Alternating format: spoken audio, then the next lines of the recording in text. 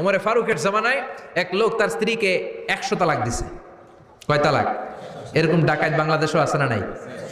100 তালাক দিছে। এখন ওয়াইফ যে ওমরে ফারুককে বিচার দিছে, ওমরে ফারুক বললো তোমার হাজবেন্ডকে ডেকে আনো। ডেকে আনা হলো, কিরে কয় তালাক দিছস? কয় 100 তালাক। দিবি 3 তালাক, 100 তালাক দিছস কেন? কয় মেজাজ গরম আছিল। ওমরে ফারুক বলে ঠিক আছে, বিচার হলো 3 তালাকে তোর বউ তালাক, বাকি 97 তালাক এখন তোর পিঠে পড়বে।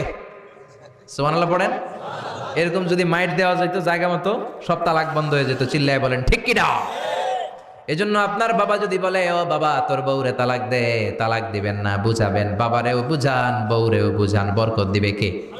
সাইয়েদনা ইব্রাহিম বললেন ঘরের দরজার চৌকাঠ পাল্টে ফেলবো। মনে আছে ঘটনা? না ভুলে গেছেন বোধহয়। তালাক দিয়ে দিলেন বিবিকে। নতুন সংসার শুরু হলো। আরেকটা বংশীয় নেককার মেয়েকে বিয়ে করলেন।